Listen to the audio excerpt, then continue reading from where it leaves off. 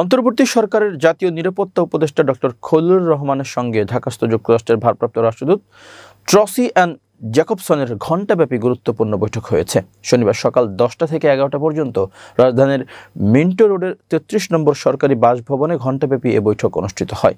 সূত্র জানায়, বৈঠকটিতে জাতীয় নিরাপত্তা উপদেষ্টা ডক্টর খলিলুর রহমানের ভারত সফরের আলোচ্য বিষয় আসন্ন জাতীয় সংসদ নির্বাচন, সার্বিক পরিস্থিতি বিষয়ে এবং আন্তর্জাতিক অপরাধ আদালতের দণ্ডপ্রাপ্ত শেখ হাসিনা ও আসাদুজ্জামান খান কামালকে ভারত থেকে ফিরিয়ে আনার বিষয়ে আলোচনা হয়েছে। হাসিনাকে ভারত থেকে ফিরিয়ে আনতে আইনগত সকল যুক্তি ও আদালতের রায়ের আলোকে দিল্লিকে যুক্তরাষ্ট্রের পক্ষ থেকে অনুরোধ করারও আহ্বান জানান ডক্টর খলিল। এ বিষয়ে ভারত সহযোগিতা না করলে আন্তর্জাতিক কমিউনিটির সহযোগিতা প্রত্যাশা করেন বাংলাদেশের নিরাপত্তা উপদেষ্টা। এছাড়া দুই দেশের মধ্যে কৌশলগত সম্পর্ক জোরদারকরণ এবং আঞ্চলিক নিরাপত্তা পরিস্থিতি নিয়েও বিস্তারিত আলোচনা হয়েছে।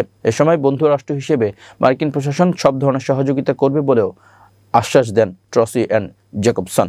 এর আগে চলতি বছরে কয়েকবার সরকারি সফরে ওয়াশিংটনে যান ডক্টর খলিলুর রহমান। সেখানে মার্কিন পররাষ্ট্র দপ্তরের ঊর্ধ্বতন কর্মকর্তাদের বৈঠক হয়। এছাড়া গত কয়েক মাসে ডক্টর খলিলুর রহমানের সঙ্গে যুক্তরাষ্ট্রের উচ্চ পর্যায়ের কর্মকর্তাদের একাধিক বৈঠক হয়েছে। তবে এসব বৈঠকে কী আলোচনা হয়েছে তা কোনো পক্ষই প্রকাশ করেনি।